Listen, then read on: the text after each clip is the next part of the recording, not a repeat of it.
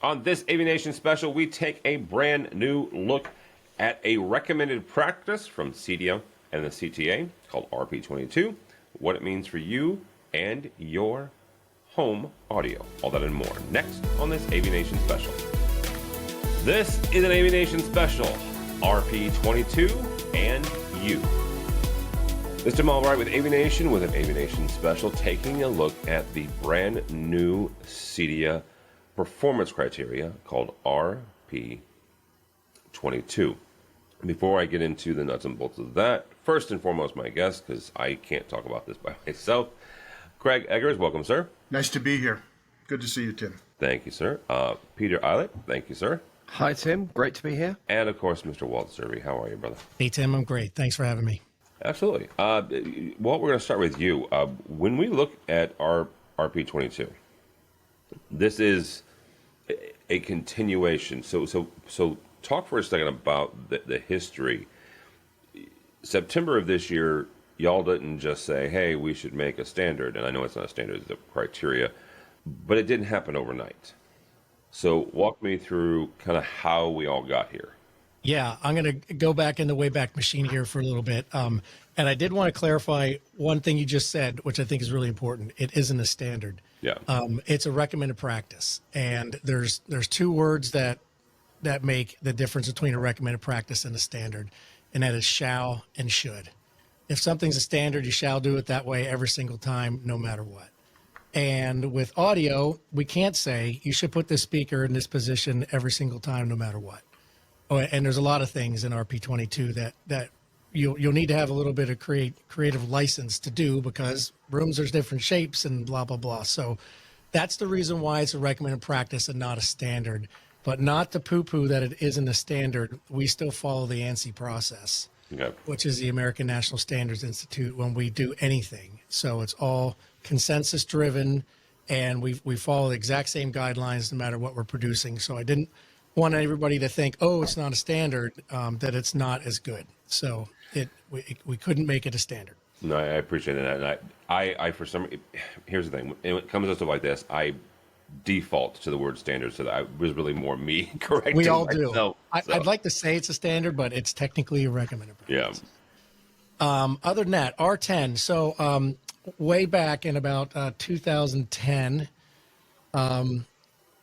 I was doing a lot of stuff at the CTA, volunteering to chair a lot of their, that's a Consumer Technology Association, and at the time it was a Consumer Electronics Association, chairing a lot of their standards things, their audio division and their audio standards and the actual whole standards group itself. And I was also volunteering at CEDIA, so I wasn't the CEDIA staff. And the CTA was very bucketized. They have video stuff, they have networking stuff, they have audio stuff. And I said, who's looking at all this holistically? Because our industry, we look at all these things, and in particular, we look at how things are to be installed. And they said, nobody. So that's when, at the time, Mr. Dave Pedigo, who was at CEDIA, and myself at CTA, we got together and we said, let's create a joint group called R10. And then that's the RP22 standard, or the Immersive Audio Design Recommended Practice, was done under the auspices of R10. These are groups that the CTA names their groups with R's, so we just kept it as an R. So R10 is a joint group between the CTA and CEDIA. And our sole purpose for existing is to create recommended practices and standards for the installation of technology. So just wanted to make sure everybody knew that major background. That's why we exist. We're super focused on that. It's administered by CEDIA. We run the group. But by having that group be a joint group, that gives us access to a lot of people and a lot of companies that are CTA members, that are the big CE electronic companies. So that helps us with our consensus of getting manufacturers and protocol people to the table. Right. And then Peter, take us back maybe even a bit further to the early 2000s. Yeah, before I talk about the early 2000s, for probably about last 2 or 3 years, the phrase, the meme, I guess, is, so when will RP22 been released? And those of you that are installers, integrators, you'll appreciate that the last 5% of a project usually takes 50% of the time. And that's exactly what happens to us when we're writing recommended practices and standards.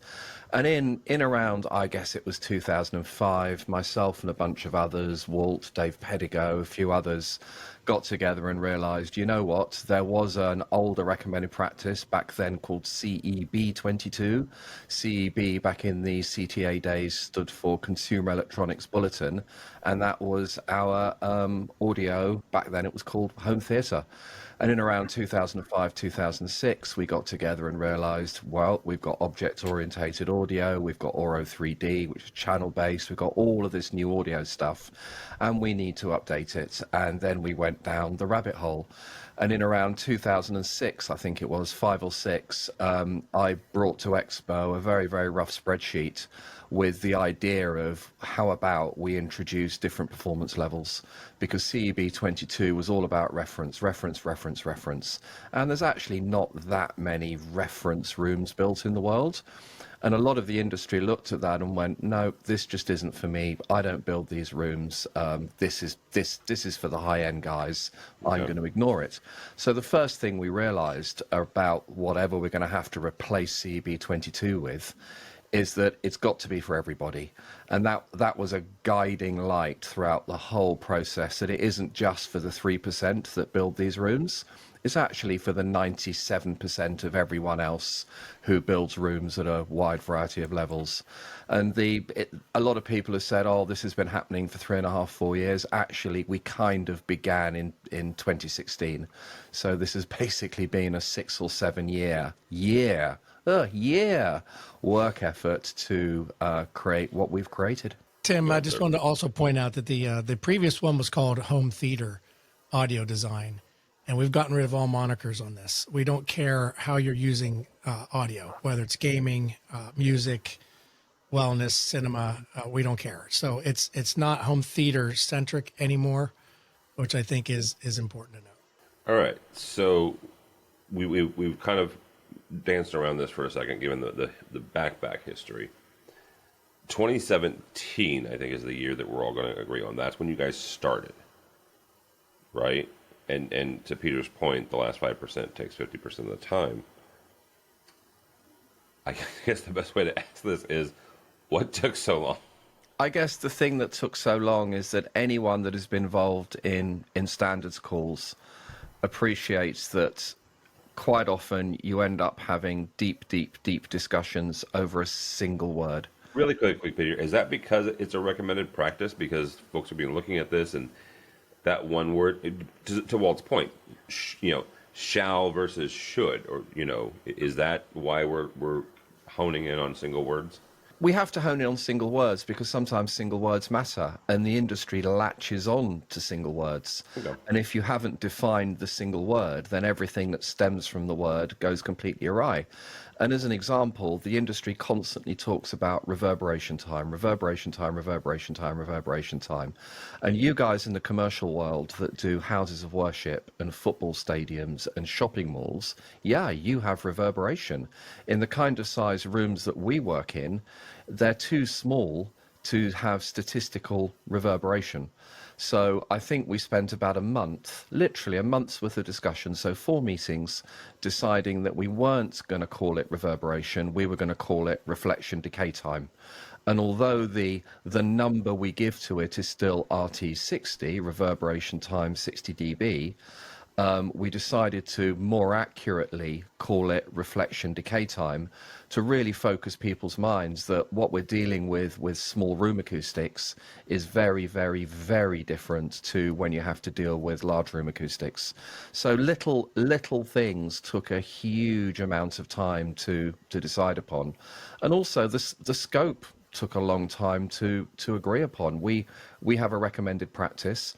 It's not a teaching document. It's not a dummy's guide to home cinema, home theatre, whatever you want to call the room. It is quite an engineering-led recommended practice. And we could have gone on and on and on and on and on and produced a 2,000-page tome. In the end, it's 147 pages. But there were a huge amount of discussions just around the scope of something, and often we went really, really, really wide, and then spent a considerable amount of time editing a huge amount of wide conversation down to focus in on what really matters for the community, and how might we write that in a very, very concise, very readable, and most importantly, very applicable way. When you talk about the mechanics of that, a lot of the written foundation was created. A lot of work was done by Peter and others in writing those initial foundations. But ultimately, those were brought up to the entire group for comments. And there was a lot of editing that went on along the way. But without the support of people laying the groundwork and putting pen to paper, this thing probably would have taken a lot longer than it did. Yeah, and Tim, we had 20 plus people on every call. So you've got a lot of opinions, and they all have to be heard because we follow the ANSI process. So right. that, each person, N person equals N time. I will keep that in mind during my next meeting and shrink it. It was a team effort, and that was what was so neat about this whole project. There were competitors that were present in all the calls. And nevertheless, all those competitors put aside their competitive juices and really worked together to create this one unified vehicle that ultimately is going to uphold more professionalism and performance within our industry. But what is really, really neat is those competitive juices were set aside. We all worked together for an industry document. See, that is really cool to see. Getting really smart folks together, regardless of where they work. Yeah. I want to get into the levels, and I'm going to go over them really quickly, but I want each of you to kind of comment on these. Level 1 conveys basic artist intent. Level 2 is a higher level of performance that more accurately conveys artist intent.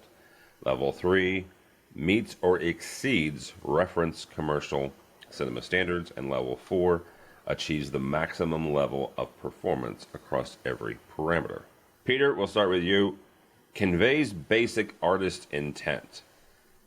How do we get there? I guess that's one question. What's the artist intent?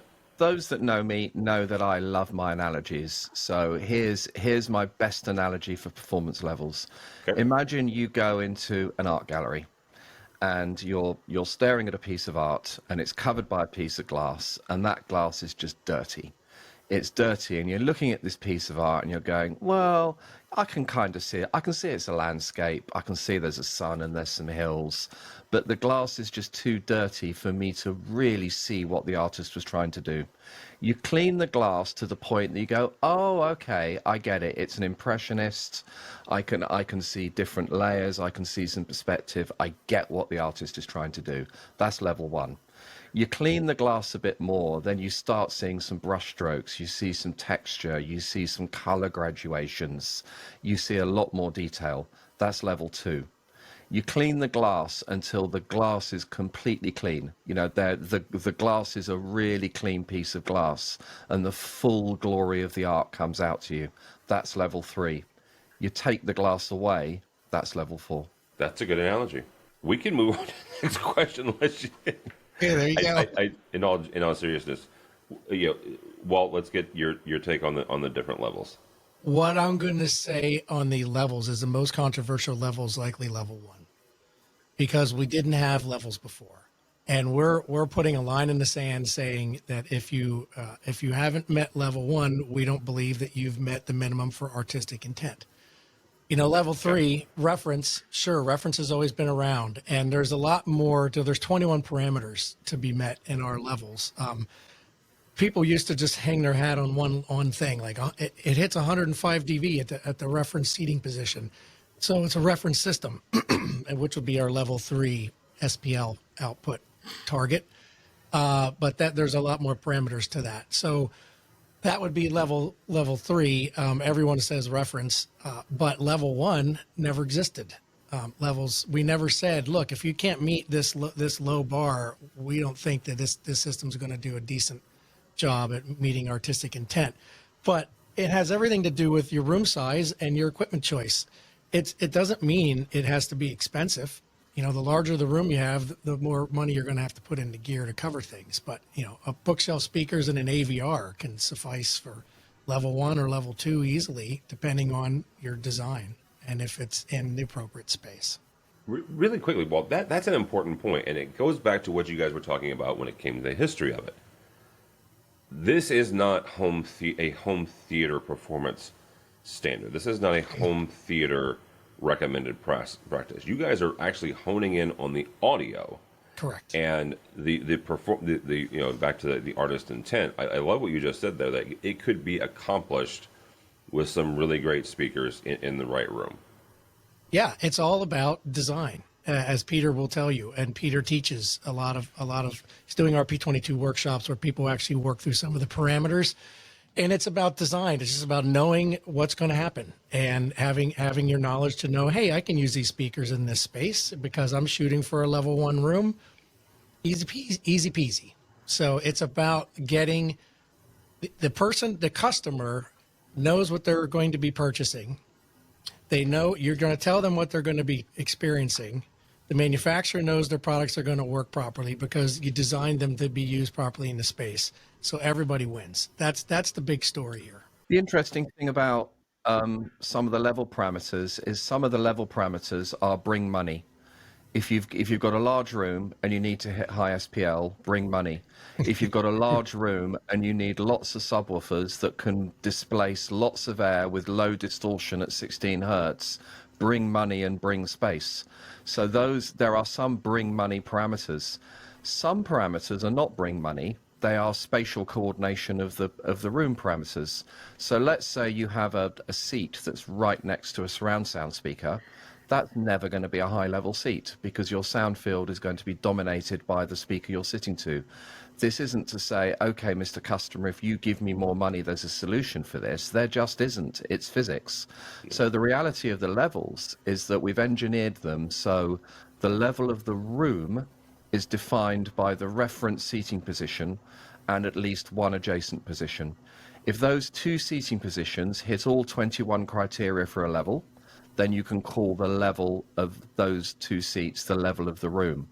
We then also recommend that the level for every individual seat is predicted. And the reality is that you're going to have some money seats. You're then going to have a ring around those money seats at a slightly lower level. And as the seats get closer and closer and closer to room boundaries, you might have what I end up calling the drunk uncle seats. So when you've got the drunk uncle round for Super Bowl, and they're sitting on the back row, and the bass response isn't great, and they're sitting close to a surround speaker, you know what, that's fine. The room might still be a level 4 room, because the reference seating position and an adjacent seat is level 4. But the reality of real world rooms and real world designs means that it's going to be very, very, very hard to have every single seat in a room to be a high level. And that's not a bring money thing to solve. That's simply that at high levels, if you want every seat to be a high level, you need a very small seating area within a very large space. All right, Craig, let's get your take on the different levels. I want to speak to some earlier comments, and that is, I suppose that there were probably people out there, when they heard of RP22 being released, thinking that it would address very high-end elite audio systems. And it does that. Following the guidelines can get you there. But when you look at our business, 97%, as was spoken earlier, 97% of the systems that are installed out there most likely qualify for level 1 in our performance spec. And I think what's important is that level 1 is something that's achievable. This is a highly comprehensive document, and it's highly definitive. It serves as a guidepost, and employing those recommendations can get you to a level 1 performance system very quickly and very easily. And to Peter's point, the more you want to spend, the more you want to invest in your system, whether it's acoustics or whether it's speakers or mechanics, all of that can elevate you to higher levels within this spec. But the neat thing is this is a document that addresses our entire industry. That's really important coming from Craig, because Craig was in the impetus of Dolby Atmos. Like, Craig was the guy that was Craig's launching a it. big deal. Yeah, he was the guy that was launching it. So his focus was the mass market and the consumer in particular. So I don't know, Craig, if you want to expand on that at all, but that's why it was so great having you on this work group, because you knew where Atmos, where Immersive, where it started, at least from Dolby Atmos perspective, where it was coming from, where it was targeted to, and the marketing and the experiential side, the studios, all that stuff. First of all, Walt, my heart has always been with the high end, and I've been criticized as being too high end for some of the companies that I've worked for. But you know, our goal in bringing Atmos out of the cinema and into the home was to make it achievable. And so in 2014, we began having conversations within Dolby. And immediately, one of the elements that came up to me was this idea of overhead sound. And how do you reproduce overhead sound in a lot of the environments where, A, you can't install speakers in the ceiling? And we settled on a reflection type speaker, Dolby Atmos enabled speakers. It gave us the type of performance, quite frankly, that would qualify for a level 1 or level 2 system within the RP22 spec. But it was about accessibility, bringing this to first of all, an early adopter community, because that's where you launch things. And then how do we address the early majority? How do we take this to the next level? And the next level for me was making those overhead audio images available, creating them in an environment where you could not install speakers overhead, whether you had ceilings that were made of concrete or highly ornate designs. So yes, my focus was very much on how do we make this accessible to a larger community while simultaneously not compromising the performance that we want to build into it for an elite system. So let me ask something here, because Craig has said this a couple times, that most, I think you said 92%, Craig, most systems people put in would qualify for level 1. I understand the part from the consumer side, from the homeowner side. Hey, if I'm putting together a request for proposal, not that a lot of homeowners do this, but in documentation or when they're talking with their custom installer, they say, you know what, I learned about this RP22. I want this in my home. I want this to match a level. I want this to reach a level 1 performance or whichever level.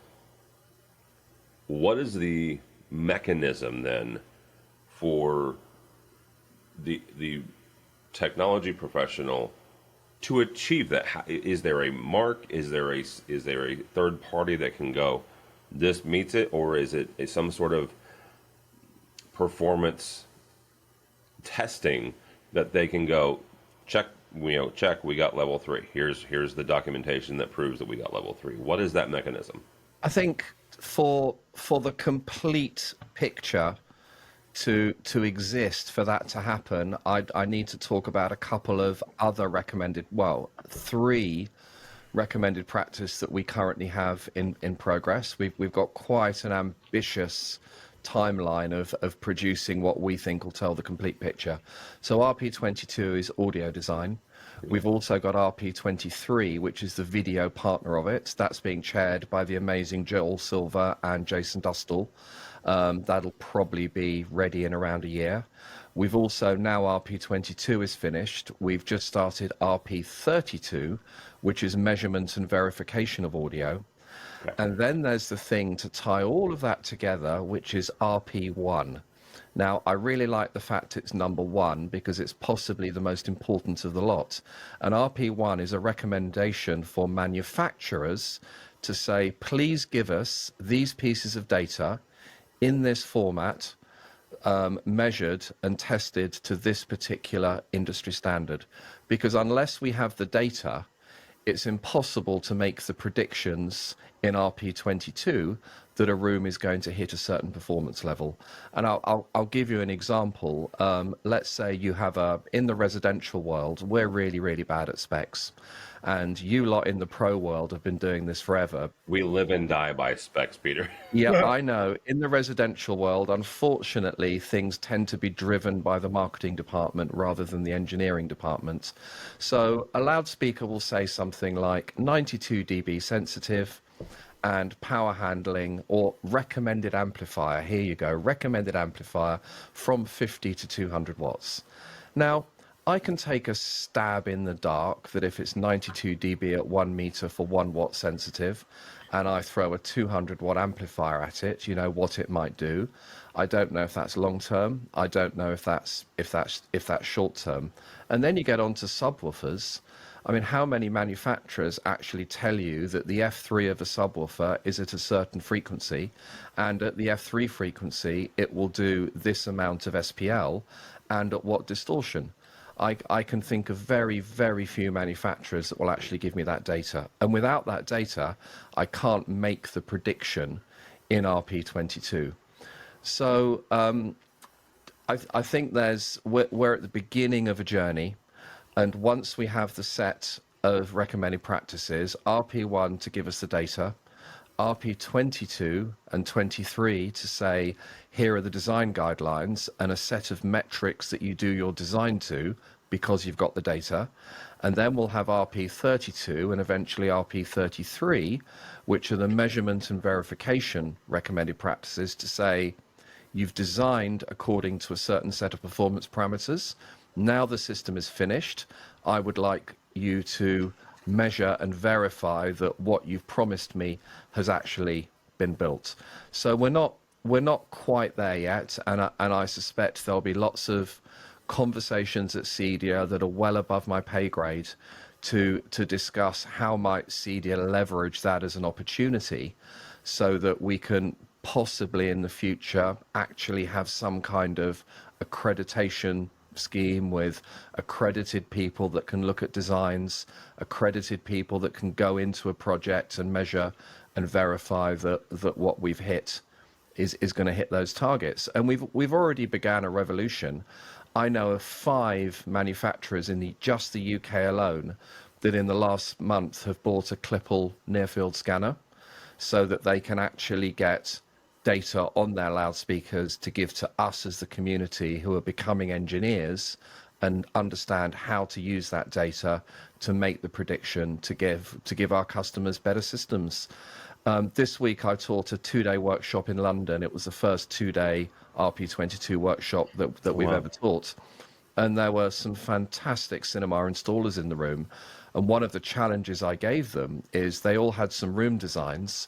And I said, use the kind of product set that you would for that kind of room and tell me if A, you can have a stab at telling me what the performance level is, and B, what performance level did you come up with?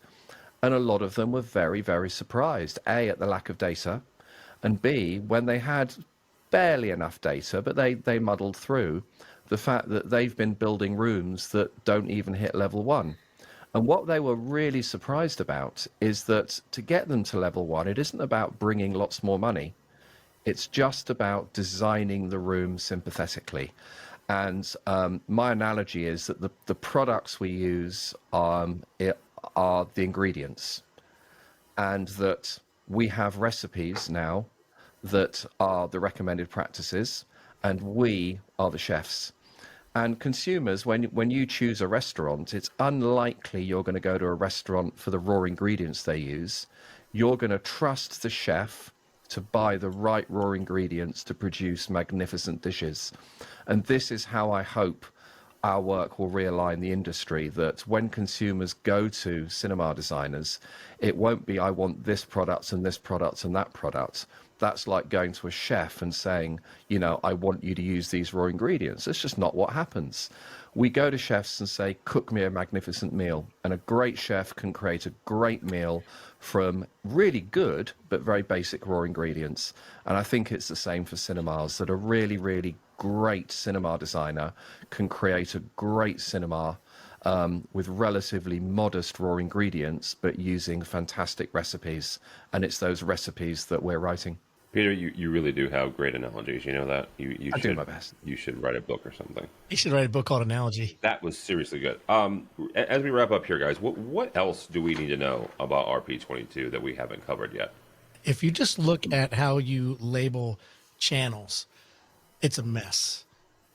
There are 4 different. If you label channels, let's start there. Well, you better darn well be labeling stuff, or that we didn't make that a requirement, but we probably should have made that a requirement. But anyway, we came up with our own schema for labeling. Left, center, right, all those things. If you look at all the different formats, there's a chart in there of a simplified way to do labeling. There's a lot of things in the appendix, additional information that's very useful. There's normative and informative references. So normative reference means that we talk about it in a document. We talk about another paper, another standard in a document. Oh, and here's the one that we were talking about. Here's where you find it. And informative is, hey, here's some more information that, just can help you learn more about this particular thing. And we put those in the document as well. The document is also, just from a standpoint of ease of use, it's been created from an electronic ease of use point of view.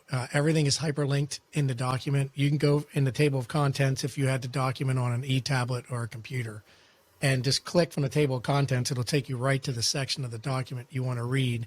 But then at the top, there's a table of contents hyperlink that will zing you right back to the table of contents. So we thought, since it's 140 odd some pages, or 100, I think that's how big it is, navigation was key to be able to get yourself in and out of things quickly. We focused on levels, and levels are listed all in Appendix A, which is 2 pages. The entire document is 147 pages. So the majority of the document is talking about how might you achieve those levels in rooms. And there's a whole bunch of new stuff there. There's a really great section describing when we say this sounds good. Well, what does that mean? There's a new section in there on how to choose loudspeakers. There's a brand new rewritten section on room acoustics. There's an updated section on isolation. There's an amazing section where we briefly talk about Dolby and DTS and Oro, but then we suggest a unified speaker layout that unifies all 3, because our customers don't care. Our customers have content. They want to play their content and have it rendered really, really well. They're not going to look at the box and check what the format is generally. And the radical thing about our new way of laying out speakers is the old way was all with angles. The new way, we've got rid of angles. So rather than angles to a single seating position, we're talking about a zonal approach to loudspeaker positioning based around the entire listening area. And the only loudspeakers in the array that we reference angles for now are the wide front speakers. So it's not just about performance levels. It's 147 pages of very robust and relatively detailed conversation around what is good sound, what is good spatial resolution, what is good timbre, what is good dynamic range, and then the rest of the recommended practice describes some really, really good best practice of how to achieve that. I was gratified that Peter said speakers and not channels, because in an object-based environment, there are no such things as channels anymore. But just a couple quick comments. The document is highly definitive, as I said earlier. It's very comprehensive. But I think what's really also important is that it's intended as a living document. And it's going to benefit in the future from inclusion of future tech, possibly drilling down further on some of the elements that are within the document itself. I know just from my participation in the group, it was a learning experience. I didn't realize how much I did not know about this industry, about performance. And so I'm gratified to come away from this with a higher knowledge base than I came into the process with. And I'm sure that's going to be the case with everybody that has a chance to peruse the doc and incorporate the document in their performance and in their designs. We also talk about screens and how speakers and waveguides and things behave behind screens. That's some great information.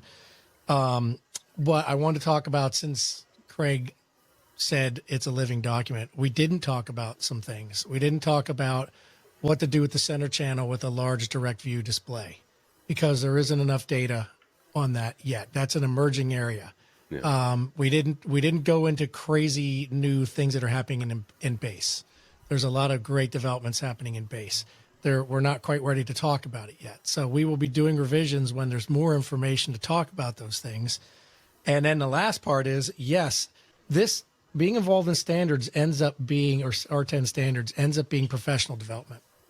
And then, and by the way, we end up doing a document to boot. You get to talk to people you never talked to, interface with people you would have never interfaced with, learn a boatload. So my whole pitch here is, we're dealing with regular folks, integrators, manufacturers, protocol people, and anybody listening to this cast can be involved as well. So I encourage everyone to get involved. We want to be as diverse as we can be. We like all walks to be in this, in everything we do. So it's not a closed group that creates these things. It's literally, even at trade shows, we'll walk around, we'll meet somebody. You should get involved in the standards. Who, me? Yep, you. Great. Give me your email. Walt will set you up. Now you're in the group. So I want to make this as a plea as well. Anybody that would love to get involved will take you. You just, one requirement, you need to be a CTA or a CEDIA member. I do want to underscore one thing, though, and that is our group really compromised a wide swath of the industry to begin with. We had speaker manufacturers, we had installers, we had hardware companies, we had people who write code, we had studio mixers on the calls, we had people who specialize in acoustical environments, people who specialize in research and audio. There was a huge diversity of opinion as well as knowledge that became part of this RP22 document. We also had SMPTE and AES review the document. Oh, very cool. Which is, we had 360 comments that we went through every single one before we released RP22, and to have the blessing of the TSS 27, I think is the group number. I could have that slightly wrong, from SMPTE, that deals with immersive audio, and then the immersive audio area of the Audio Engineering Society. It was really important for us to have buy-in from them, and for them not to say, you guys are nuts. You know, we specialize in small room acoustics, where SMPTE is large room. They're completely different animals, and small rooms are hard. Well, we've talked about the document, so let's end this by saying, how do we get our hands on it? How does somebody go out right now and get their hands on the RP22? I will give you a link, Tim, to put in the show notes. It's free. You just go to the website, you put your information in, and you download the document. If it isn't free, it's going to hinder adoption. So we want everybody and anybody to have it. All right, very good, gentlemen. Then I'll do it. Craig Eggers, thank you so much. How do people get a hold of you if they want to? They can contact me through my email, craigvincent2020@gmail.com. All right, very good. Mr. Aylett, thank you, sir. How do people connect with you or Officina Acustica? Officina Acustica. Officina. I almost had it. Kind of got to say it with some Italian gesticulation. You can reach me at peter@officinaacustica.com.